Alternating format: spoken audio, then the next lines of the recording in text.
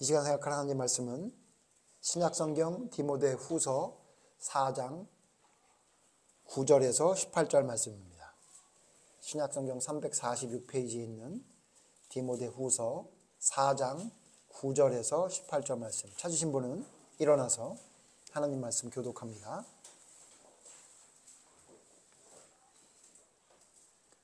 디모데 후서 4장 9절 너는 어서 속히 내게로 오라.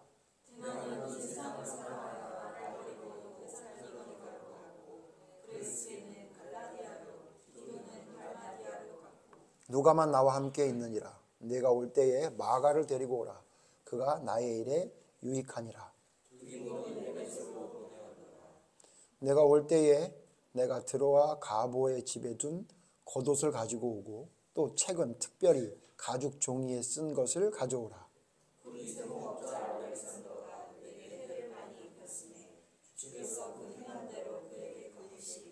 너도 그를 주의하라. 그가 우리 말을 심히 대적하였느니라. 내가 처음 변명할 때 나와 함께한 자가 하나도 없고 다 나를 버렸으나 그들이 내 허물을 돌리지 않기를 원하노라. 주께서 내 곁에 서서 나에게 힘을 주심은 나로 말미암아 선포된 말씀이 온전히 전파되어 모든 이방인이 듣게 하려 하심이니 내가 사자의 입에서 건짐을 받았느니라. 주께서 나를 모든 악한 일에서 건져내시고 또 그의 천국에 들어가도록 원하시니 그에게 영광이 세세 무궁토록 있을지어다. 아멘. 자리에 앉으십시오. 오늘은 해야 할까 말아야 할까라는 제목을 가지고 하나님 말씀 생각해 보려고 합니다. 제목이 좀 이상하죠? 본문 말씀하고 연결되는 것 같지도 않고요. 그리고 또 이런 본문을 가지고 뭘 해야 할까 말아야 할까 얘기할지 궁금하시죠? 오늘 본문을 가지고 이런 제목을 잡은 이유는 제가 이제 저는 설교하는 사람이지 않습니까? 그러니까 다른 목사님들 설교하는 거를 제가 자주 듣는 편입니다. 어떻게 설교하시나, 어떻게 말씀하시나. 물론 어떤 설교는 듣고 막 분노할 때도 있고 어떤 설교를 듣고는 너무 은혜를 받아서 눈물을 흘릴 때도 있고 그렇습니다. 왜냐하면 여러분은 저를 통해서 하나님 말씀을 들으실지 모르지만 저는 제가 말씀을 들을 시간이 별로 없기 때문에 저는 존경하는 목사님이나 좋아하는 목사님들의 설교를 찾아서 듣고 혹은 그렇지 않더라도 많이 듣습니다. 그런데 듣다가 무슨 생각이 들었냐면 조금 무엇인가 이 부분, 중요한 부분에 대해서 왜 언급을 하시지 않는지에 대한 좀 답답함을 느낄 때가 가끔 있습니다. 그래서 그 말씀을 우리 다른 그 교인들한테 제가 말씀드리려는 건 아니고요. 우리 교인들에게라도 이 부분에 대해서 좀 이야기를 해야 되지 않겠나 하는 생각이 들어서 오늘 이 본문을 통해서 이 제목을 잡았습니다. 왜냐하면 제목이 뭐냐면 해야 할까 말아야 할까인데 여러분 성경을 이렇게 보다 보면 조금 헷갈릴 때가 있지 않나요? 이걸 하라고 하시는 건지 하지 말라고 하시는 건지 그런 좀 의문이 들 때가 좀 있지 않습니까? 예를 하나 든다면 비판을 해야 되나 말아야 되느냐. 이거 단골 질문 중에 하나죠. 아니 성경에 어디에 보면 비판하지 말라 그랬는데 또 어떤 성경에 보면 그거 그냥 두면 안 된다. 반드시 비판해야 된다라고 하는 성경도 있고 도대체 이걸 비판을 해야 되라는 거 해야 한다고 말씀하시는 건지 하지 말라고 하시는 말씀인지 잘 모를 때가 있죠. 그래서 성경은 요즘 어려운 말로 통전적으로 봐야 된다는 게 어떤 한 부분만 봐서는 안 되고 전체적으로 봐야 된다는 그런 이야기를 자주 하게 되죠. 물론 성경은 답이 있죠. 제가 오늘 이야기를 했으니까 이 답에 대한 이 답을 할 수 있는 성경을 하나 찾죠. 도대체 비판을 해야 되나 말아야 되나라는 답이 성경에 이것저것 성경에 많이 있지만 성경 한 구절만 찾아보면요. 요한복음 7장 24절에 우리에게 이렇게 답을 해주고 있습니다. 예수님께서 직접 말씀하신 말씀이죠. 요한복음 7장 24절 같이 읽죠. 요한복음 7장 24절 시작. 외모로 판단하지 말고 공의롭게 판단하라 하시니라. 그러니까 어떤 판단을 할 때 수박 겉핥기처럼 아니면 비난하려는 마음을 가지고 외모로만 가지고 판단하지 말고 공의롭게 판단하라. 하나님의 뜻대로 판단해야 된다. 이렇게 말하고 있는 거죠. 그러니까 무슨 얘기죠? 판단은 하라고, 비판은 하라고 한 겁니까? 하지 말라고 한 겁니까? 하지 말아야 되고 해야 된다라고 말한 거예요. 그러니까 하지 말아야 될 것은 하지 말고 해야 될 것은 해야 된다고 말한 거죠. 예를 들면 어떤 거죠? 간음한 여인의 사건을 통해서 우리가 분명히 알 수 있죠. 사람들은 간음한 여인을 때려 죽이려고 돌을 들고 왔어요. 그때 예수님 뭐라 그랬죠? 너희가 비판할 자격이 있냐? 너희가 판단할 자격이 있냐라고 말하면서 판단하지 못하고 비난하지 못할 것을 말씀하시고 내보내셨죠. 자, 그런데 보내고 난 다음에 예수님이 그 여인에게 뭐라 그랬어요? 나도 너를 판단하지 않으니? 그러면서 뭐라 그래요? 제대로 된 비판을 하시죠. 뭐라고? 다시는 가서 죄를 짓지 말라라고 이야기하고 있죠. 자, 이건 비판입니까? 아닙니까? 비판이죠. 판단이죠. 그리고 예수님의 명령이죠. 그러니까 무슨 얘기예요? 잘못된, 지금 좀 전에 읽은 말씀대로 외모로 판단하는, 겉으로만 판단하는 그런 판단을 하지 말고 우리는 공의로 하나님의 기준을 가지고 하나님의 말씀의 기준으로 판단하라. 이렇게 말씀하신 거죠. 또 오늘은 이 판단에 대한 이야기가 아니라 제가 오늘은 무슨 얘기를 하려고 하냐면, 자, 여러분, 그러면 기대하고 바라는 것은 하나님이 원하시는 일일까요? 아닐까요? 누군가를 기대하는 것, 무엇인가를 누구에게 바라는 것, 이건 올바른 일일까요? 아닐까요? 많은 사람이 이렇게 얘기합니다. 바라는 건 올바른 것이 아니다. 기대하는 것은 올바른 것이 아니다. 맞죠? 그죠? 기대하고 바라기 때문에 실망감도 있고 좌절도 있다. 이렇게 말합니다. 성경도 그렇게 말씀하고 있고요. 우리가 누구를 기대하고 누구를 바라겠습니까? 불완전한 인간인데. 하나님만 바라봐야 된다. 이렇게 얘기하는데요. 이 이야기가 자칫 오해가 될 것 같아서 오늘 성경 말씀을 통해 도대체 기대하고 바라는 것은 해야 할까 말아야 할까를 좀 생각해 보려고 합니다. 제가 며칠 전에 얼마 전에 예전에 설교를 듣다 보니까 바라는 것은 죄가 된다는 그런 찬송가가 아니라 가요가 있다고 그렇게. 저는 그 가요를 상을 못했다가 바램은 죄가 될 테니까 뭐 이런 그런 가요가 있다고 하네요. 여러분 그러잖아요. 근데 그분이 목사님이세요. 후에 목사님이 되시거든요. 근데 그분의 말씀을 들어보면 무엇인가 바라는 건 죄가 되니까 하지 말라는 것처럼 느껴서 맞습니다, 여러분. 우리가 무엇인가를 바라게 되는 것은 그것이 결국 실망감이 되고 그 실망감 때문에 싸우게 되고 다투게 되고 또 낙심하게 되기 때문에 죄의 길에 들어서게 되죠. 자, 그러면 기대하는 것은 성경적일까요? 아닐까요? 바라는 것은 성경적일까요? 아닐까요? 인간관계에서 말하는 겁니다. 인간관계에서 우리가 누군가에게 기대하고 바라는 것은 성경적일까요? 아닐까요? 저는 기대하고 바라는 것이 성경적이라고 봅니다. 이제 뒤에서 정리를 하겠습니다. 여러분, 과연 그러면 바라고 기대하지 않고 살아가는 게 올바른 것일까요? 저는 가끔씩 그런 사람들 봅니다. 사람에게는 의지할 게 없어. 하나님만 바라봐야 돼. 그런데 그렇게 말하는 사람 중 제가 본 사람들은요, 대부분이 어떤 사람이냐면요, 굉장히 냉소적인 사람입니다. 그리고 모든 것을 체념한 듯 살아가는 사람이 있습니다. 그래서 그분의 삶을 제가 이렇게 옆에서 들여다보면 어떻게 살고 있냐면 굉장히 염세적으로 삽니다. 이 세상에서 사는 것은 전부 필요 없는 거기 때문에 하나님만 바라봐야 된다 그래가지고 수시로 기도원에 올라가시고 기도할 때만이 기쁘고 나머지 시간은 나에게 기쁨이 없다라고 하면서 하나님만 만나는 시간이 기쁜 시간이라고 고백하는 걸 제가 가끔씩 들어요. 제가 오늘 말씀드리는 건 그렇게 될까 봐 제가 해야 할까 말아야 할까 기대하고 바라는 것이 올바른지를 여러분에게 좀 이야기해야 되겠다고 생각을 한 겁니다. 여러분, 그게 맞나요? 이 세상의 삶은 나에게 기쁨이 없고 고통과 고난만 있으니까 하나님과 만나는 시간만이 기쁜 시간이라고 이야기한다면 그건 여러분 올바른 믿음의 모습이 아닙니다. 사탄이 참으로 대단한 것이 뭐냐면 잘못된 길로 빠지게 합니다. 예를 들면 사람에게 기대하고 사람에게 바라는 것에 너무 집중하게 만들어요. 그래서 그것을 통해 실망감을 얻게 됨으로 인해서 신앙이 훼손되거나 신앙을 떠나는 사람들을 보게 됩니다. 그건 잘못된 기대와 잘못된 바람이죠. 한쪽으로 너무 치우친 잘못된 겁니다. 그런데 제가 오늘 말씀드리는 건 뭐냐면 그렇다고 해서 아무것도 기대하지 않고 아무것도 바라지 않고 그냥 형식적이고 그냥 외식적으로만 살아가는 사람들이 있어요. 예를 들면 이런 거예요. 부부관계인데 아내를 의지해봐야 상처밖에 없어. 그냥 아내는 집에서 살아가는 사람이라고 생각해야 돼.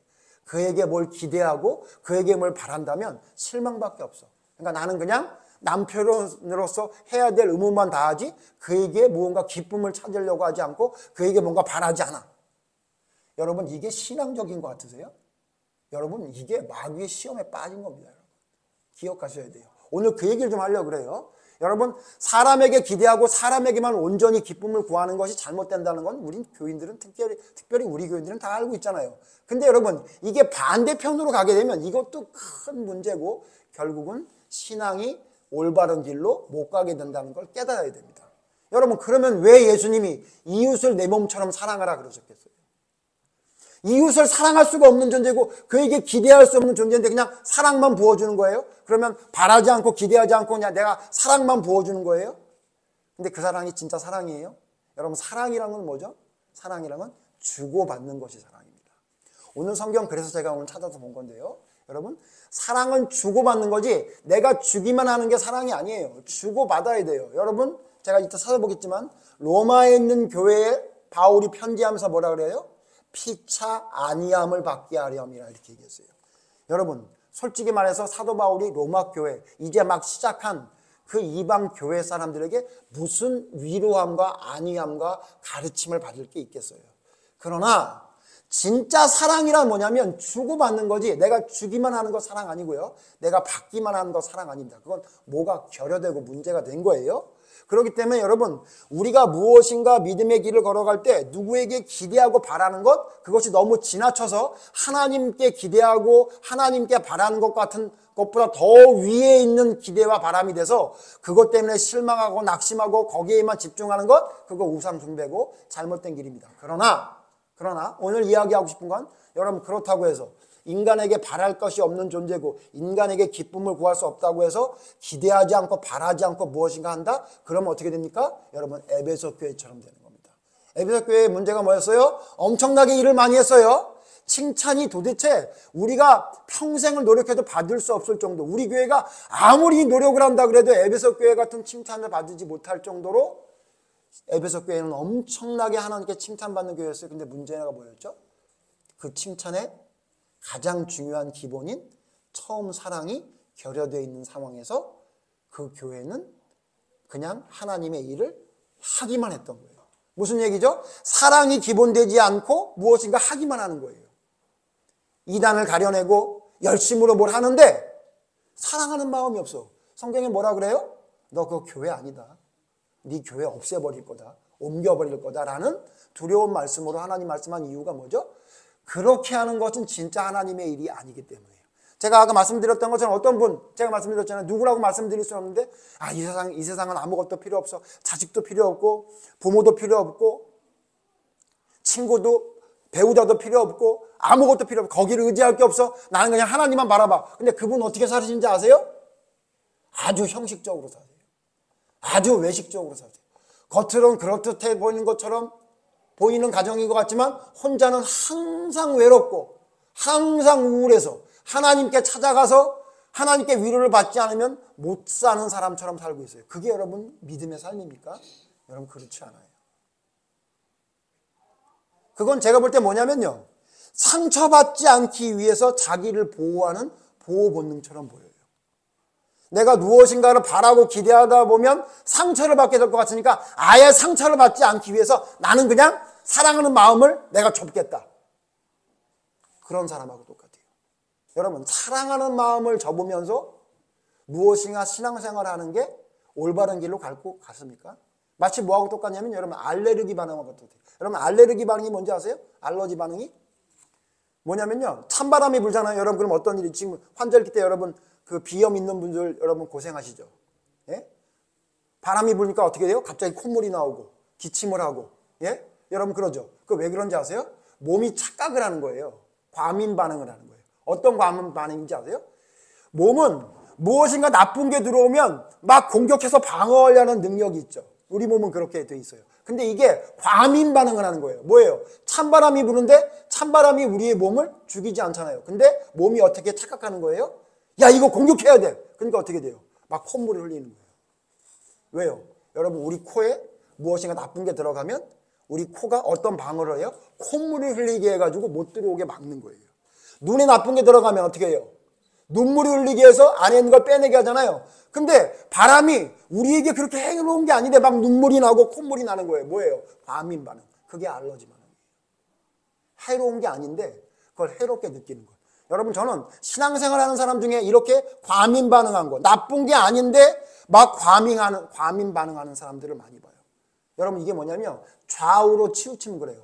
좌로 치우치면 사람에게 기대하는 잘못된 길로 갈 수 있지만요, 우로 치우치면 사랑이 결여된 태로 자기의 어떤 의로운 행실만 하는 것이 전부인 것처럼 살아가는 사람들을 자주 봅니다. 여러분, 이건 믿음의 모습이 아닙니다. 오늘 성경에 답이 있어요. 오늘 성경 보세요. 사도 바울이 뭐라고 그랬냐면요, 엄청 서운한 얘기를 많이 합니다. 여러분, 10절 보세요. 10절 다시 보죠. 10절 보니까 이렇게 말하고 있어요. 데마는 이 세상을 사랑하여 나를 버리고 데살로니가로 갔고. 여러분, 데마가 누군지 아시죠? 사도 바울과 함께 복음을 전도했던 동역자였어요. 그래서 다른 성경에 보면 데마도 너희에게 무난하노니 이렇게 얘기해요. 그러니까 사도 바울과 함께 복음을 전했던 사람인데 갑자기 디모데후서에서 뭐라고 얘기하냐면 데마가 어떻게 해요? 우리 쉽게 말하면 배신했대요. 배반했대요. 그냥 간 게 아니에요. 세상을 사랑해서 데살로니가로 갔대요. 그리고 뒤에 그리스계와 디도가 나오는데 그리스계와 디도는 세상을 향해 간 건 아니에요. 사명 때문에 간 걸로 보여요. 누구만 있대요? 11절 보니까 누가만 나와 함께 있대요. 자, 지금 사도 바울이 자기를 사랑하는 디모데 제자에게 자기의 서운한 이야기를 합니다. 데마 있지? 너 데마 알지? 걔가 갔다. 이렇게 얘기해요. 그리고 누가밖에 없어. 다른 사람 다 바빠서 아무도 없어. 이 얘기만 한 게 아니라 14절 보세요. 14절. 14절 보면 누가 나와요? 알렉산더라는 사람이 나와요. 같이 읽죠? 14절 같이 다시 읽죠. 시작. 구리세공업자.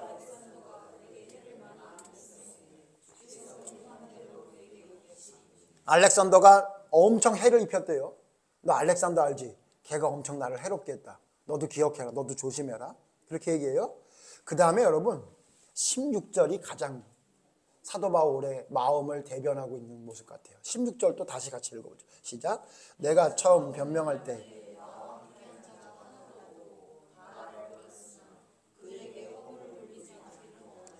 지금 이 상황이 어떤 상황이냐면 사도 바울이 자기와 함께 있던 사람이 사역 때문에 다 가기도 했고, 어떤 사람은 배반하고 가고, 어떤 사람들은 막 나를 해롭게 공격도 하고, 아무리 둘러봐도 처음에 함께 했던 사람 중에 자기와 함께 한 사람이 아무도 없는 상황이 된 거예요.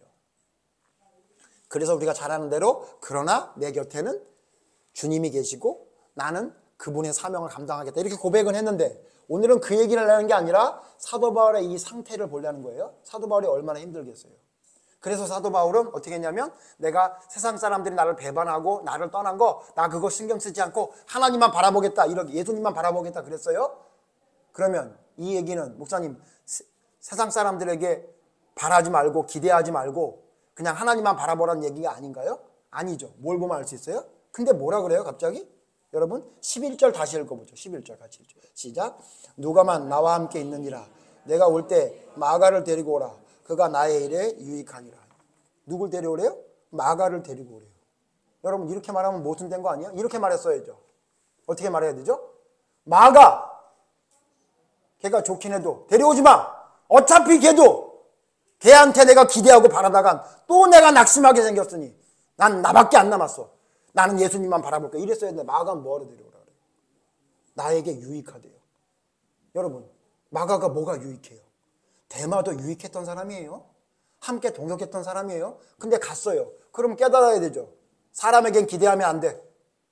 누가밖에 없는데 얘 누가도 어떻게 될지 몰라. 너희들 사람에게 의지하지 마라. 이렇게 하지 않고 마가를 데리고 오라 그래요. 여러분 마가는 어떤 사람이에요? 한번 사도 바울에게 큰 실망을 준 사람이죠. 그래서 이것 때문에 여러분 잘 아시는 대로 바나바와 크게 싸우고 헤어졌던 사람이에요. 상처를 받았던 사람이라고요. 근데 또 데리고 오면 어떡할 거예요? 그러다가 또 가면 어떡하려고? 무슨 말씀을 드리는지 이해하세요? 지금 사도 바울이 하나님만 바라보고 기대해야 된다고 참 얘기하지만 누구도 모두 얘기하고 있어요? 내 동역자 다 떠났는데 내 옆에 남아있는 누가, 내가 얘 때문에 너무너무 기뻐. 그리고 마가 데려와라. 마가가 나에게 위로가 된다. 나에게 도움이 된다. 이렇게 얘기하고 있어요. 무슨 얘기죠? 상처받은 사람에게 상처받은 건 상처받은 거지만 그렇지 않는 사람에게 또 어떻게 해요? 위로받고 위로 주고 그를 통한 하나님의 놀라운 능력을 바라보는 기대와 바람이 여전히 남아있는 거예요. 오늘 이 성경만 가지고 얘기하는 게 아니에요. 여러분 골로새서 4장 10절 보세요. 제가 여러분 오늘 몇 성경 구절만 알려줄 거지만 여러분 바울 서신 맨 마지막 장을 보면요 거의 다 똑같이 이렇게 말하고 있어요. 모든 바울 서신 마지막에 보면 항상 이런 식으로 얘기하고 있어요. 골로새서 4장 10절 보죠. 골로새서 4장 10절 보면 이렇게 말해요. 같이 읽죠. 시작. 나와 함께 갇힌 아리스다고와 바나바의 생질 마가와 이 마가에 대하여 너에게 명을 받으며 그가 이르거든 영접하라. 11절. 유스도라 하는 예수도 너희에게 무난하니라. 그들이 할레파이나 이들만은 하나님의 나라를 위하여 함께 역사하는 자들이니 이런 사람들이 나의 위로가 되었느니라. 뭐라 그래요? 지금 쭉 열거하면서 이런 사람들이 나에게 위로가 됐다. 지금 우리가 봤던 디모데후서에 있던 마가에 대해서 또 얘기하면서 바나바의 생질, 여러분 바나바의 생질이라는 걸 왜 제가 볼 때는 왜 기록했냐면 내가 바나바의 생질이라고 생각해서 마가를 안 된다 그랬는데 내가 잘못 생각했던 것 같아. 마가가 우리에게 유익하다. 그렇게 또 얘기하고 강조하고 있는 거죠. 그러면서 여러 사람을 이야기하면서 뭐라 그래요? 그들이 나에게 뭐가 됐대요? 위로가 됐대요. 지금 사도 바울은 예수님과 하나님에게서만 위로받고 안위를 받는 게 아니라 누구에게 위로를 받아요? 하나님의 사람들에게 위로를 받죠. 그리고 같은 골로새서에는 이런 얘기까지 해요. 골로새서 2장 보세요. 골로새서 2장 1절 2절 여러분 골로새서 2장 1절 제가 했습니다. 내가 너희와 라오디게아에 있는 자들과 물은 내 육신의 얼굴을 보지 못한 자들을 위하여 얼마나 힘쓴지를 너희가 알기를 원하노니 2절 같이 읽으시죠. 이는 사랑 안에서 연합하여 확신한 이의 모든 풍성함과 하나님의 비밀인 그리스도를 깨닫게 하려 함이니. 뭐라고 했냐면 내가 얼마나 힘든 걸 너희가 알기를 바란대요. 여러분 이러면 안 되는 거 아니에요? 네? 사도 바울이 왜 자기가 얼마나 힘든 걸 저 사람들이 알기를 바래요? 하나님만 알면 되지. 근데 그게 어떻게 된대요? 너희 마음에 그게 위안이 되고 올바른 믿음을 풍성하게 세우는 데 필요하다 그래요. 그러니까 무슨 얘기예요? 사도 바울이 힘들고 고생하는 걸 저 사람들에게 알려줘야 되는 거예요. 너희가 알기를 원하노니 그러므로 인해 사도 바울도 위로를 받고 너희도 위로를 받고. 무슨 얘기예요? 내가 힘든 거 너희가 알아줘라. 너희 그거 알아야 돼. 그걸 통해 너희 위로받게 되고 그리고 아까 본 대로 어떻게 해요? 동역자들이 나에게 큰 위로가 됐다. 그래서 어떻게 된 거예요? 사도 바울을 통해 상대방을 통해 사도 바울이 위로받게 되는, 서로에게 위로를 주고받는 그런 관계가 됨을 성경은 말하고 있는 거죠. 한 군데만 더 찾아보죠. 에베소서 6장 21절. 에베소서 6장 21절. 같은 맥락이에요. 에베소서 6장 21절에 21절 22절 볼 건데요. 21절 제가 읽을게요. 에베소서 6장 21절. 나의 사정 곧 내가 무엇을 하는지 너희에게도 알리려 하노니 사랑을 받은 형제요 주 안에서 진실한 일꾼인 두기고가 모든 일을 너희에게 알리리라. 22절 같이 읽죠.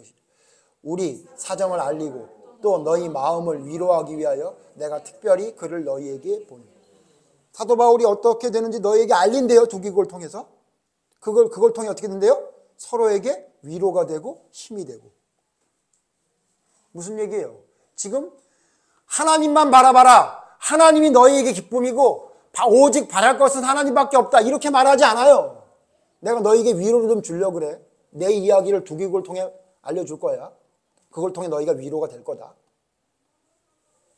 그러면서 로마서에 뭐라 그래요? 같이 말씀드려. 로마서 1장 11절 마지막으로 로마서 1장 11절 뭐라 그래요?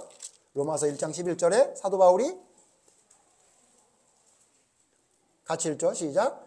내가 너희 보기를 간절히 원하는 것은 어떤 신령한 은사를 너희에게 나누어 주어 너희를 견고하게 하려 함이. 12절. 이는 곧 내가 너희 가운데서 너희와 나의 믿음으로 말미암아 피차 아니함을 얻으려 함이라. 로마에 있는 교회에 내가 너희에게 편지를 쓰고 만나려고 하는 이유는 뭐냐면 서로에게 기쁨과 위로가 되기 위함이다. 위로가 되기 위해. 아니함을. 내가 너를 보면서 위로를 받고 네가 나를 보면서 위로를 받기 위함이다. 이렇게 말하고 있어요. 자, 여러분, 이게 무슨 얘기냐면요. 우리의 믿음의 삶을 살아갈 때 우리가 공동체로 만들어지는 공동체, 가족, 교회라는 공동체 안에 우리는 어떻게 되냐면요. 서로에게 기쁨이 되고 서로에게 기쁨을 줄 수 있는 사람이 돼야 됩니다.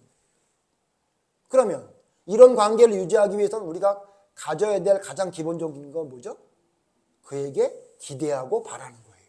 여러분, 기대하고 바라지 않는데 어떻게 위로를 받을 수 있어요? 걔가 나한테 그런 얘기를 했어? 나 별로 기대도 안 했는데? 뭐 그런가 보지. 여러분, 그렇게 들으라고 오늘 성경에 말하는 게 아니죠. 그에게 어떻게 해요? 기대하고 바라고 열심으로 최선을 다하는 거예요. 단 뭐예요? 만약 그가 기대하고 바랬는데 낙심이 된다면, 아까 말한 것처럼 데마가 이 세상을 사랑하여 간다면, 알렉산더가 나를 핍박한다면 괜찮아. 내가 그에게 기대하고 바랐던 것이 잘못됐네? 하나님의 뜻이 아닌가 보지. 그건 어쩔 수 없는 거지. 그러면서 또 뭐예요? 그러나 나는 또 마가에게 기대한다. 나는 또 고린도 교회에게 기대한다. 나는 또 로마에 있는 교회에 기대한다. 왜? 그걸 통해 나는 기쁨을 얻으려고 한다. 이런 거예요. 좀 바보 같죠? 좀 모자란 것 같죠? 여러분, 이게 진짜예요. 무슨 얘기냐면요. 모든 사람에게 기대하는 거예요. 여러분, 기대하지 않고 어떻게 복음을 전합니까? 예? 어떻게 사랑하는 마음인데 기대를 안 할 수 있어요? 지금 가장 큰 문제가 뭐예요? 부부는 결혼해서 시간이 지나고 나면 서로에게 기대하는 존재가 되면 안 돼. 하나님만 기대해. 그냥 하나님이 같은 집에 살게 하는 존재인 거야. 여러분, 교회에서도 그딴 소리를 해요. 여러분, 그게 무슨 놈의 성경에서 말하는 부부예요. 예? 여러분, 그런 거 아니에요. 아내에게 기대하는 겁니다. 실망이 있죠? 그럼 어떻게 돼요? 사람이니까 그런가 보다. 그리고 또 기대하는 겁니다. 또 기대하다가 상처가 됩니다. 그럼 또 어떻게 돼요? 하나님이 나를 통해 저 사람의 모자란 것을 채워주려고 나를 만나게 해준 겁니다. 그리고 또 어떻게 또 기대하고 또 노력하고 낙심하고 기대하고 이게 반복되는 게 여러분 우리의 믿음의 삶을 살아가는 올바른 모습이에요. 예를 들어 목회자가 여러분을 제가 아직도 말하지 못하는 게 뭐예요? 사랑하는 성도 여러분 그랬는데 여러분 제가 여러분을 사랑하지 않으면서 그냥 사랑하는 성도 여러분 이렇게만 얘기하기 싫어서 여러분 제가 말 안 한다 그랬는데 제가 여러분을 사랑한다 그러면서 아무 기대도 없어. 목사님 어디 가서 목사님이 신천지라고 그러고 다닌다 그러는데요. 그러면 내가 그래? 난 별로 오집사 별로 기대 안 해가지고 뭐 그럴 수도 있지 뭐 이렇게. 여러분 이게 여러분 진짜 사랑하는 모습이에요? 아니죠. 그래? 진짜? 내가 확인해 봐야지. 집사님 그런 얘기했어? 왜 그랬어? 나랑 얘기해보자. 여러분 이게 올바른 모습으로 가는 거 아니에요? 기대하지 않고 제가 서두에 말씀드렸죠. 기대하지 않고 바라지 않고 하나님만 바라는 사람의 특징이 뭐냐면요. 냉소적이고 아주 영세주의적이고 아주 비관적인 삶을 살아가는 사람이 너무 많아요. 여러분 그건 성경에서 말하는 바라지 말아라 사람에게 기대하지 말라는 내용을 잘못 이해한 거예요. 그런 거 아니에요. 그래서 성경의 잠언 18장 24절에 보면 뭐라 그래요? 많은 친구를 얻는 것은 우리에게 뭐가 된대요? 해가 되는데 어떤 친구는 형제보다 친밀한다 그랬죠. 무슨 얘기예요? 어떤 친구 하나가 너에게 하나님의 모습을 보여준다 그 얘기예요. 형제보다 친밀한다는 거예요. 어떤 사람이 너에게 하나님의 모습을 보게 해줄 거다 그렇게 얘기한 거예요. 우리가 하나님의 형상을 받았기 때문에 우리는 어떤 사람에게서든 하나님의 형상을 보여줄 수 있는 사람이 되어야 되는 거예요. 그로 말미암아 어떤 사람이 위로를 받고 하나님을 바라볼 수 있게 만들어야 돼요. 그러나 인간은 모자라기 때문에 하나님하고 똑같을 수 없으니 우리에게 실망과 좌절을 줄 수 있다는 것을 알고 그를 바라봐라. 이게 성경에 말씀하는 것이지 기대하지 마라. 아무도 기대하지 마라. 그렇지 않아요. 여러분 성경이 다윗 왕 이야기 잘 알고 있지만 다윗 왕이 왕이 되는데 가장 결정적인 역할을 한 사람이 누구예요? 요나단이에요. 여러분 요나단. 오늘 마지막으로 요나단에 대해서 좀 생각해 볼 건데 여러분 요나단이 다윗을 왜 사랑하게 됐죠? 그거 아세요 여러분? 요나단이 다윗을 사랑하게 된 동기가 뭔지 아세요? 이거 잘 모르는 사람 많아요? 여러분 요나단이 다윗을 좋아하게 된 동기가 뭐죠? 진짜 모르죠? 뭐 때문에 그런지 아세요? 다윗이 요나단에게 뭘 했어요? 아무것도 안 했어요. 여러분 다윗과 요나단은요 적어도 10살 많으면 30살 정도 차이가 나는 사람들이에요. 다윗이 한참 어려요. 그래서 사무엘 하서에 요나단이 죽었다는 얘기를 듣고 다윗이 슬픈 애가를 부르는데 거기 마지막에 요나단을 뭐라고 불러요? 형 요나단이라고 그래요. 나이가 많았다고요. 여러분 잘 아시는 대로 요나단은 누구였어요? 누구의 아들이었어요? 사울왕의 아들이었어요. 사울왕은 누구를 제일 미워했어요? 다윗을 제일 미워했다고. 여러분 이게 사랑할 수 없는 존재죠. 예? 도저히 좋아할 수 없는 존재죠. 근데 여러분 요나단이 왜 다윗을 사랑하게 된지 그 동기가 뭔지 아세요? 성경 보세요. 사무엘서 찾아보세요. 사무엘서. 왜 여러분 요나단이 다윗을 사랑하게 됐냐면요. 다윗이 골리앗과 싸울 때의 모습을 보고 반했어요. 오늘 여러분 성경 자세히 보세요. 17장 보세요. 사무엘상 17장에 보면 18장 먼저 보죠. 18장 1절 보세요. 18장 1절에 이렇게 말하고 있어요. 사무엘상 18장 1절 같이 읽죠. 시작.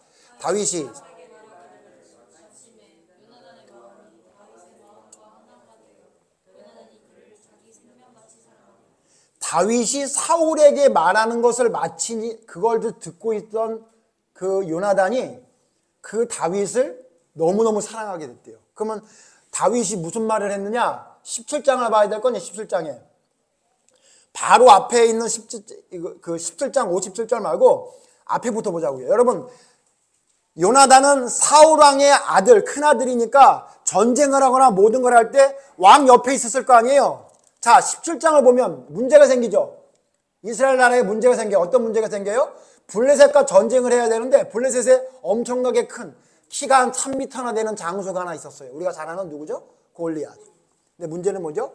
골리앗이 나와봐라 라고 욕을 하고 조롱을 해도 아무도 나가서 싸울 사람이 없었던 거예요. 근데 여러분 잘 아시는 대로 그 얘기를 듣고 누가 나가요? 소년 다윗이 나가요. 청년 다윗이 나가요.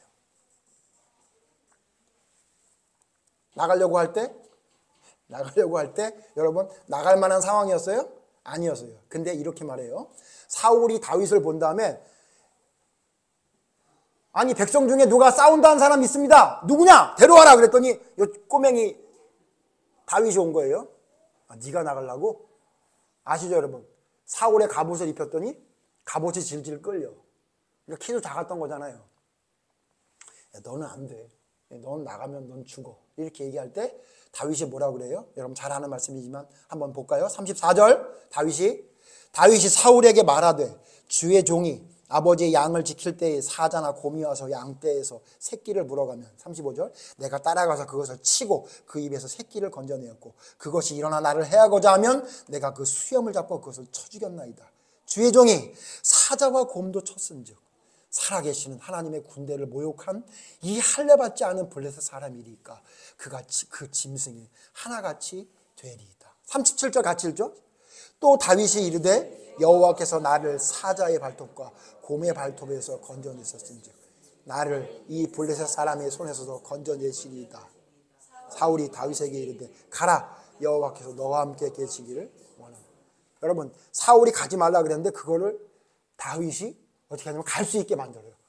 이 말 때문에 제가요 양을 키울 때 곰이나 사자나 맹수가 올 때에도 내가 그걸 물리쳤는데 심지어 그걸 물리치려고 그럴 때 그놈이 나를 물으려고 다시 일어날 때도 하나님이 지켜주셨는데 저 하나님의 군대를 모욕하는 저 짐승만도 못한 저놈을 하나님이 내 손에서 지켜주시지 않겠습니까? 야, 이 명령서를 누가 들은 거예요? 사울이 들어서 감동해서 가라 그러기도 했지만 옆에서 요나단이 듣고 있었던 거예요. 예? 그죠? 그리고 내보내요. 여러분 내보낼 때 진짜 이길 거라고 생각했을 것 같아요? 제가 볼 때는 아니에요. 근데 나가서 싸우니까 골리앗이 보고 야 이게 무슨 말도 안 되는 걸 보냈네. 그럼 웃으면서 모욕을 하죠. 그때 뭐라 그래요? 여러분 46절 보세요. 46절 우리 잘 아는 말씀이죠. 46절 네가 나를 개로 여기느냐? 너 막대기를 가지고 나한테 왔냐? 이렇게 블레셋이 조롱하니까 뭐라 그래요? 맞아 너 개야 그러죠. 45절 같이 읽죠. 시작. 다윗이 블레셋 사람에게 이르되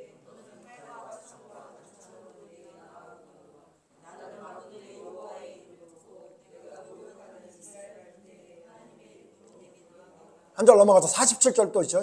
같이 읽죠. 또 여호와의 구원하심이 칼과 창에 있지 아니함을 이 무리에게 알게 하리라. 전쟁은 여호와께 속한 것인즉 그가 너희를 우리 손에 넘기시리라. 이거 들었을 거 아니에요. 싸움으로 나갔는데 야 네가 나를 개로 생각하냐? 아유 이거 죽으려고 들어가서 너 엄마 젖이나 더 먹고 와. 막 이런 식으로 모욕을 하니까 너는 칼과 창으로 나오지만 하나님이 칼과 창으로 전쟁하지 않는다는 걸 이 사람들에게 보여줄 거라. 그러고서는 돌멩이 5개 들고 전쟁을 했던 거잖아요. 그리고 여러분 잘 아시죠? 이겼죠? 이겨서 어떻게 해요? 골리앗이 휘두르려고 했던 그 칼을 빼들고 골리앗의 목을 치고 이겼어요. 그리고는 그 얘기를 본 사울왕이 뭐라 그래요? 군대장관 아브넬을 불러요. 야 아브넬, 야 쟤 좀 데리고 와봐라. 쟤 누구 자식이냐 쟤? 쟤 누구 자식이냐? 이렇게 물어봐요. 55절에. 그 다음에 56절 보세요. 56절 제가 읽을게요. 왕이 이르되 너는 이 청년이 누구의 아들인가 물어보라 하였더니 데리고 와요. 57절 같이 읽어요. 시작. 다윗이 그 블레셋 사람의 머리가 그의 손에 있는 채 아브넬이 그를 사울 앞으로 인도하여. 지금 왕 앞으로 왔는데 얘 지금 다윗이 뭐하고 있냐면 다윗이 지금 전쟁에 이겼죠. 그러니까 골리앗을 목을 친 다음에 그 골리앗의 목을 손에 든 채로 온 거예요. 왜 부르셨어요? 이러고 온 거예요. 여러분 이 상황이 여러분 보이세요? 지금 다윗은 아무것도 안 보이는 거예요. 아무것도 안 보여요. 왕에게 오려면 좀 어느 정도 좀 준비를 하고 와야 될 거 아니에요. 근데 손에 골리앗의 머리를 든 채로 온 거예요. 지금. 왜 부르셨어요? 나 지금 전쟁해야 되는데 지금 골리앗 죽여서 지금 전쟁하고 있는데 왜 부르신 거예요? 지금 전쟁할 때도 지금 뭐 딴 거 얘기하지 마시고요. 나가면 이깁니다. 하나님이 함께 할 겁니다. 지금 다윗이 완전히 어디에 집중해 있는 거예요? 완전히 여러분 속된 말로 미쳐 있는 거예요. 하나님을 욕해? 하나님을 감히 욕해? 내가 이놈 다 죽여버릴 거예요. 아무도 안 나가? 내가 나가겠습니다. 그리고는 가서 죽인 다음에 왕이 불렀는데도 지금 골리앗 목 들고 와가지고서 왜 부르신 거예요? 이러고 있는 거예요. 그걸 누가 본 거예요? 그걸 요나단이 본 거예요. 요나단이 홀딱 반한 거예요. 여러분 저만 그래요? 왜 여러분 냉랭한데 여러분? 여러분도 아주 냉소적인 믿음인 것 같아요. 여러분 안 반해요? 다윗의 이런 모습 보고 안 반할 사람이 어디 있어요? 다윗이 요나단에게 아무 말도 하지 않았어요. 그걸 보고 18장 1절에 그래서 뭐예요? 다윗이 사울에게 말하기를 마침에 요나단의 마음이 다윗의 마음과 하나가 되어 요나단이 그를 자기 생명같이 사랑하니라. 요나단이 완전히 반해버린 거예요. 야 저런 사람이 어디 있냐. 우리 지금 벌벌 떨고 아무리 화가 나도 죽을까 봐 겁내고 화도 못 내고 멍청하게 이렇게 있었는데 야 저 다윗이 저 조그마한 소년이 이 일을 해냈다고? 쟤는 지금 완전히 미쳐 있어. 눈이 돌아가 있어. 하나님을 욕되게 한 놈을 어떻게 심판하려고 거기에만 몰두해 있네. 저 말하는 거 봐봐. 저 행동하는 거 봐봐. 야, 나 쟤 사랑하지 않을 수가 없어. 나 쟤 사랑할 거야. 이렇게 결정한 거예요. 제가 무슨 말씀 하려는 거냐면요. 요나단에게 다윗이 아무것도 안 했다니까요. 예? 근데 여러분 이 말씀이 사랑했다는 말씀, 여기 19장 1절 보세요. 사무엘상 19장 1절엔 또 이렇게 말해요. 사울이 그 아들 요나단과 그의 모든 신하에게 다윗을 죽이라 말하였더니 사울의 아들 요나단이 다윗을 심히 좋아함으로, 심히 좋아한다 그랬죠? 그 다음 20장 보세요. 20장 17절 보세요. 20장 17절에 또 이야기해요. 20장 17절에 뭐라 그래요? 다윗에 대한 요나단의 사랑이 그를 다시 맹세하게 하였으니 이는 자기 생명을 사랑한 같이 그를 사랑함이었더라. 18장 우리가 본 거 1절 말고 3절에도 자기 생명처럼 사랑했더라. 성경에 계속 요나단이 자기 생명처럼 사랑했대요. 근데 여러분 제가 좀 전에 말씀드렸지만 다윗이 요나단에게 무슨 뭘 해준 게 아무것도 없다고요. 아무것도 해준 게 없는데 요나단이 계속 사랑한 거예요. 더군다나 여러분 보세요. 그 이후의 사건 아시죠? 골리앗을 물리친 다음에 백성들이 다윗을 사랑하게 되니까 사울이 다윗을 미워하게 됐죠. 근데 여러분 요나단이 끝까지 쫓아다니면서 누구를 보호해줘요? 다윗을 살려줘요. 아시죠? 아버지가 뭐라고 말하니까 아버지를 막 훈계해요. 아버지 무슨 얘기하는 거예요? 다윗이 골리앗 죽인 다윗 아니에요. 백성들이 더 사랑하는데 아버지 그러면 벌 받아요. 그래서 한때는 사울이 요나단의 얘기를 듣고 알았어.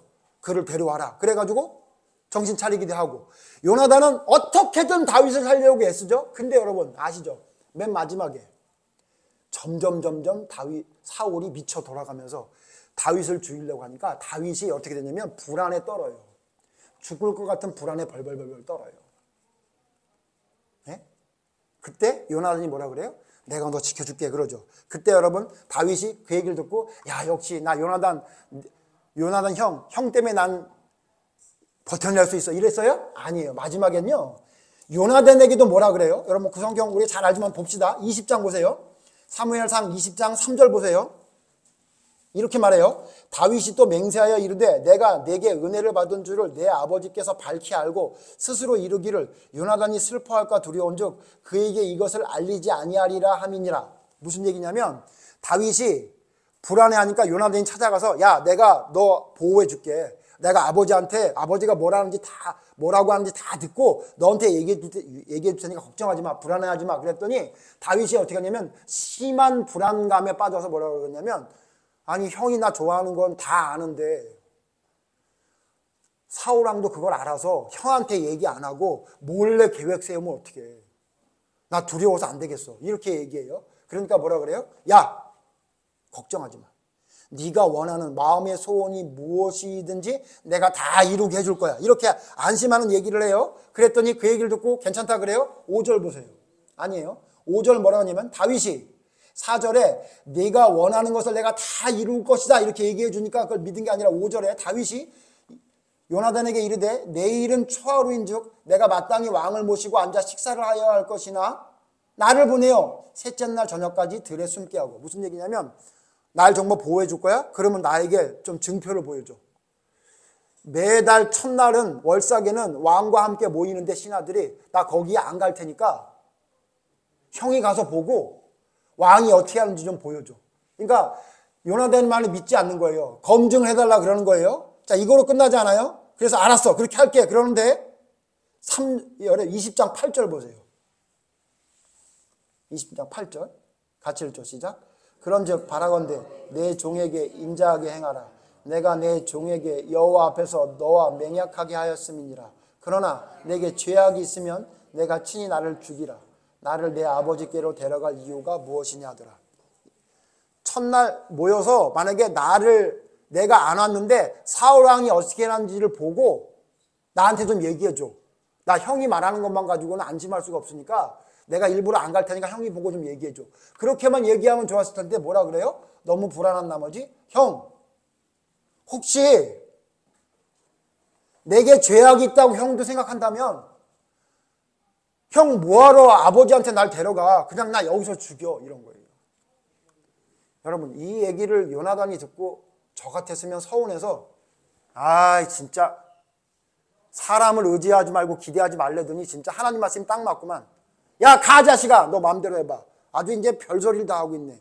내가 너를 사랑하는 걸 얼마나 더 보여줘야 돼. 아주 이제 나까지 의심하는구만. 나 가. 이렇게 하지 않았어요.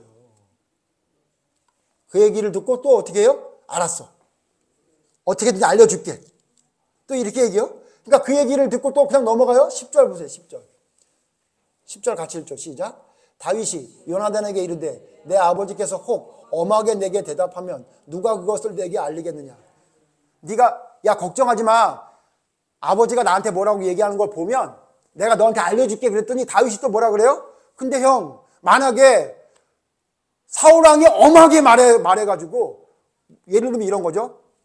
여기 있는 사람 꼼짝도 하지 마. 가만히 있어. 여기서 움직이지 마. 이 중에 분명히 다윗을 도운 놈이 있는 것 같아요. 아무도 움직이지 마. 내가 지금부터 할 거야. 뭐 이런 식으로 만약에 사울왕이 엄하게 하면 그 이야기를 나한테 누가 전해줄 거야 형. 이렇게 얘기한 거예요. 여러분 요나단의 입장에 볼 때 좀 짜증나지 않아요? 예? 얘기하면 듣는 게 아니라 여태까지 얼마나 많은 걸 보여줬는데도 불구하고 계속 의심하고 심지어는 자기까지 의심하고. 그런데 어떻게 해요? 그런데 어떻게 합니까? 끝까지 요나단은 다윗을 위로하고 다윗에게 약속했죠. 여러분 재밌는 거 알죠? 내가 화를 쏘고 야 그래? 그럼 내가 하나 너를 위로할 수 있는 계획을 세울게. 그럼 내가 여기 오지 않고 내가 화를 쏜 다음에 야 이 화살이 이쪽에 있지 않느냐? 내가 종한테 야 화살 이쪽에 있어. 이쪽에서 찾아와. 이렇게 얘기하면 너 일로 오라는 얘기고 야 화살이 저쪽에 있다. 그러면 빨리 도망가라는 얘기야. 그렇게 얘기하면 되겠어? 내가 너한테 오지 못하더라도 내가 큰 소리를 칠 테니까 너 들풀에 숲에 숨어 있다가 내 얘기를 들으면 알아들으면 되겠네. 그렇게 끝까지 다윗에게 위로할 수 있게 얘기해줘요. 결국 여러분 뒤에 성경 보면 재밌죠? 결국 여러분 사울왕이 다윗을 죽이려고 그러죠. 죽이려고 해가지고 엄하게 얘기했는데 요나단이 다윗을 찾아왔어요 안 왔어요? 왔다고. 와서 얘기해. 그러니까 다윗이 쓸데없는 걱정한 거예요. 찾아올 건데. 제가 이 말씀을 왜 드리냐면요. 여러분 누군가를 사랑할 수 있는 존재라서 사랑한다고요? 여러분 요나단이 다윗을 사랑할 수 있는 존재라서 여러분 끝까지 사랑한 것 같아요? 아니에요. 실망을 주고 말도 안 되는 얘기를 하는 게 봤음에도 불구하고 그에게 또 어떻게 하는 거예요? 또 기대하고 오늘 안 보겠지만 또 기대합니다. 마지막에 뭐라 그래요? 너는 왕이 될 것이고 오히려 네가 왕이 돼서 우리 집안 사람들을 보호해 줄 사람이 될 거야. 이렇게 얘기해요. 끝까지 그에게 어떻게 해요? 기대하고 바라고 그에게 소망을 놓치지 않는 게 요나단의 모습이었어요. 물론 우리에게 실망하는 모습을 요나단에게 실망하는 모습을 보여줬을지라도 여러분 이렇게 얘기했던 여러분 이 요나단이 누구를 예표한 건지 아세요? 이게 예수님 예표한 거 아니에요? 요한복음 13장 1절에 제자들을 사랑하시되 어떻게 사랑하셨대요? 끝까지 사랑하시니라. 그래서 끝까지 사랑하셔서 어떻게 했어요? 수건을 허리에 메시고 제자들의 발을 씻어주시고 그들과 함께 식사하셨죠. 여러분 잘 아시는 대로 그 식사가 끝난 다음에 어떤 일이 벌어졌어요? 한 놈은 그 제자 중에 한 놈은 예수님을 팔아먹고 한 놈은 3번 저주하고 부인하고 맹세하고 예수님을 모른다고 했고 나머지 열 놈들은 전부 다 어떻게 해요? 어디로 갔는지 알아보지 못할 정도로 도망간 놈들이죠. 여러분 예수님이 그거 알았어요? 몰랐어요? 알았잖아요. 다 알았는데도 발 씻겨주고 다 알았는데도 밥 먹여주고. 여러분 예수님이 제자들에게 얼마나 기대했습니까? 끝까지 기대한 거예요. 그들이 자기를 배신하고 돌이킬 걸 알면서도 끝까지 사랑하고 기대하고 또 찾아가서 나를 사랑하느냐? 베드로야? 너 나 사랑해? 그래. 너 그러면 내 양을 먹이라. 내 양을 치라. 이렇게 얘기하면서 실패하고 돌이키지 못하고 바보같이 있는 제자들을 또 찾아가서 또 얘기하고 또 기대하고 또 꿈을 주고 그에게 희망을 주고 여러분 이게 성경에서 말하는 진짜 믿음이고 진짜 기대고 진짜 바람이라고요.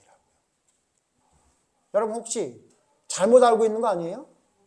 사람은 기대할 수 있는 존재가 아니야? 사람은 바랄 수 있는 존재가 아니야? 그러니까 그에게 기대하고 바라지 말고 하나님만 기대하고 바라라. 이 얘기를 그냥 아주 냉랭하고 예? 아주 형식적이면서 아주 냉소적으로 살아가면서 너무 거기에 기쁨을 찾지 말고 하나님과 만나는 시간만 기뻐해라. 여러분 그거로 알고 있어요? 그럼 여러분 잘못 알고 있는 거예요.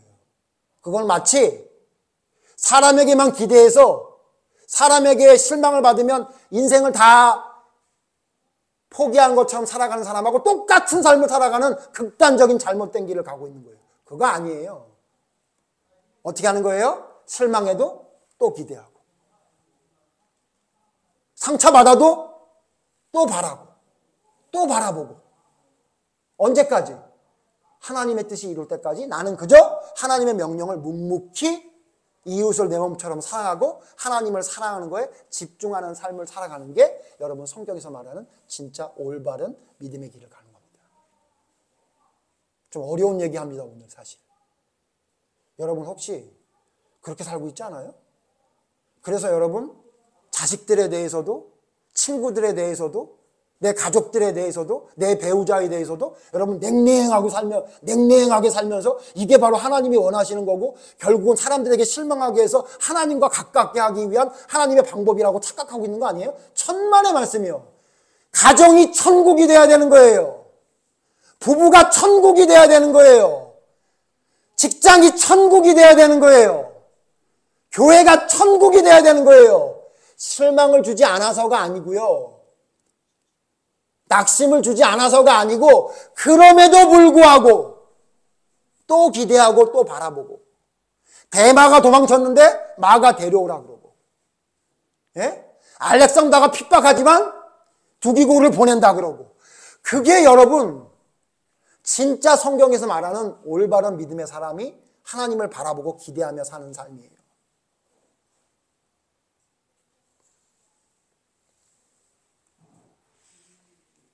그래서 여러분 성경에서 말하는 말씀 마지막 찾아보고 말. 성경에서 기대하지 말라는, 그러니까 기대하고 바라지 말라고 하지 않고요. 이렇게 말씀했어요. 시편 146편 2절 3절 봅시다. 시편 146편 2절 제가 읽겠습니다. 여러분 3절 같이 읽죠. 시편 146편 2절 제가 읽습니다. 나의 생전에 여호와를 찬양하며 나의 평생에 내 하나님을 찬송하리로다. 3절 같이 읽죠. 시작. 귀인들을 의지하지, 도울 힘을 의지하지. 잘 기억해야 돼요. 하나님을 찬송하는데 귀인들, 사람들을 도울 힘이 없는 인생을 뭐 하지 말래요? 기대하지 말라가 아니라, 바라지 말라가 아니라 뭐라고요? 의지하지 말라는 거예요. 무슨 얘기예요? 저 사람이 절대적인 신처럼 의지하지 말라는 얘기지, 기대하고 바라지 말라는 얘기가 아니에요. 이걸 곡해서요, 너무 지나치게 확대해서 간 거예요. 그러므로 여러분 주변에 여러분과 맞지 않는 사람이 있을 수 있어요. 바위처럼 계속 징징대는 사람이 있을 수 있고요. 여러분을 핍박하는 사람이 있을 수 있을지 몰라요. 그러나 그를 또 용서하고 또 그에게 바라보고 그를 통한 하나님의 역사를 바라보고 기대하는 삶을 살아가는 것이 성경에서 올바른 말씀이에요. 올바른 믿음의 길이죠. 그러나 그를 의지하진 않아요. 그가 없으면 나의 인생이 끝나는 것처럼, 그가 나에게 실망을 주면 다시 일어설 수 없는 사람으로 그렇게 살진 않아요. 왜? 내가 전적으로 의지할 분은 하나님밖에 없기 때문에. 그러나 또 나는 하나님의 뜻이 뭔지 모르기 때문에 또 기대하고 바라고 또 최선을 다하고 또 그를 위해 최선을 다하는 사랑을 베푸는 삶을 살아가는 것이 올바른 믿음의 삶을 살아가는 모습입니다. 결론 냅시다. 여러분 해야 할까요? 말아야 할까요? 여러분 기대하고 바라는 것 해야 할까요? 말아야 할까요? 해야 합니다. 그러나 여러분 그 기대와 바람이 나를 낙심으로 이끌게 가지 해서는 안 됩니다. 절대로 낙심하지 않습니다. 우리 태서가 이번에 꼭 되기를 바라고, 그 간증이 제 간증이 태서 간증이 아니라 저의 간증이 되기를 바랍니다. 그러나 떨어져도 상관없는 거예요. 그게 내가 의지하는 건 아니니까. 그러나 기대하고 바랍니다. 그게 맞는 거예요. 그게 올바른 길이죠. 예? 우리 태준이가 이번에 마지막 시합에 나가서 좋은 성적을 얻기를 바랍니다. 그렇게 기대합니다. 바랍니다. 그러나 예선 탈락을 하더라도 저는 웃을 거예요. 왜? 그게 하나님의 뜻이니까. 여러분 그렇게 살아가는 게 진짜 믿음의 삶입니다. 여러분 배우자가 여러분에게 실망을 안겨요? 그러면 아유 저 인간을 내가 왜 만나가지고 내가 그때 미쳤었지. 그렇게 살면서 그러니까 하나님만 바라봐야 돼. 이게 무슨 너무 믿음이에요. 그게 무슨 믿음이냐고요 도대체. 예? 그러니까 이상해지고 있어요. 새벽 예배에는 많은 사람이 와서 예배를 드리는데 가정에는 안 모이려고 그러잖아요. 그게 무슨 너무 믿음이에요. 새벽 예배를 드리고 예배의 은혜를 충만히 받았어요? 그럼 가족이 모여야죠. 그에게 부족한 걸 내가 채워주고, 그에게 낙심받은 건 하나님께 내가 상처를 치료받았으니 그에게 다시 기대하고, 그에게 다시 바라고, 그에게 하나님 앞에 올바로 설 수 있는 길을 더욱더 하기 위해 쓰는 삶을 살아가는 게 진짜 믿음의 삶인데, 이게 이상해져 버렸어요. 이상해 버렸어요. 너무 의지하거나 아니면 아예 의지하지 않고, 너무 기대하거나 너무 바라지 않고 살아가고 있어요. 그러면서 그냥 하나님만 의지한다고 그러고 있는 거예요. 그 하나님만 의지하는 게 아니라 여러분, 잘못된 길을 가고 있는 거예요. 여러분, 올바른 믿음의 길을 찾읍시다. 올바른 모습으로 살아갑시다. 그게 하나님이 우리에게 주신 사명이고 우리에게 말씀하신 올바른 믿음입니다. 저는 여러분에게 기대합니다. 저는 여러분에게 바랍니다. 여태까지 엄청나게 상처를 많이 받았음에도 또 기대합니다. 물론 여러분도 마찬가지겠죠. 저에게 여러분 상처 많이 받으셨죠? 여러분 저에게 많이 실망하셨죠? 그러나 또 기대하십시오. 저 목사님이 더 하나님께 깨달음이 있어서 우리에게 더 좋은 말씀을 전해달게 해달라고. 그 모자란 모습이 하나님 앞에 올바로 서서 올바른 목회자로 서게 해달라고 여러분 또 기대하고 바라야 됩니다. 저 또한 마찬가지로. 그게 올바른 관계지. 목사에게는 그냥 말씀만 들으면 돼. 말씀하는 것만 딱 듣고 나머지는 딱 잘라버려. 그래야 하나님이 원하시는 거예요. 여러분 그렇게 알고 있다면 처음부터 다시 바로 세워주십시오. 그거 아닙니다. 여러분. 올바른 믿음에 서서 해야 할 건 하고 하지 말 건 하지 마는 올바른 분별력과 올바른 길을 찾는 여러분이 모두 되기를 간절히 바랍니다. 기도하겠습니다. 하나님, 무엇을 해야 할지 무엇을 하지 말아야 할지는 성경에 분명히 말씀하고 있습니다. 그런데도 하나님, 우리는 우리의 기분대로 우리의 짧은 지식대로 성경에 있는 말씀을 부분적으로만 받아들일 때가 너무나 많습니다. 하나님을 의지하지 않고 세상의 것을 의지하는 것은 우상숭배요. 세상의 것만 바라며 하나님께 바라지 않는 것은 잘못된 믿음입니다.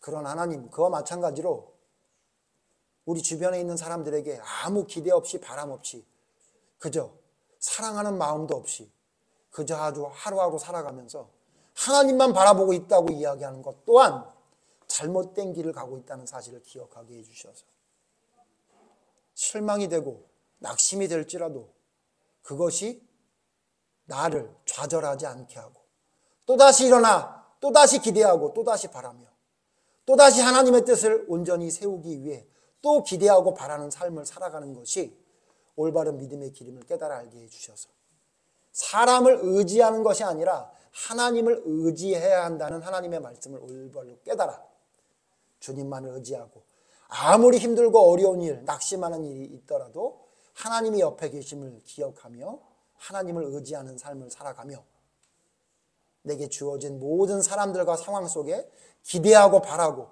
하나님의 뜻을 이루기 위해 애쓰고 힘쓰는 올바른 믿음의 길을 갈 수 있는 저희들로 세워주시기를 간절히 바랍니다. 해야 할 건 하고 하지 말아야 할 것은 하지 않는 분별하는 올바른 믿음에 설 수 있도록 하나님 인도해 주시옵소서. 예수님 이름으로 기도드립니다. 아멘.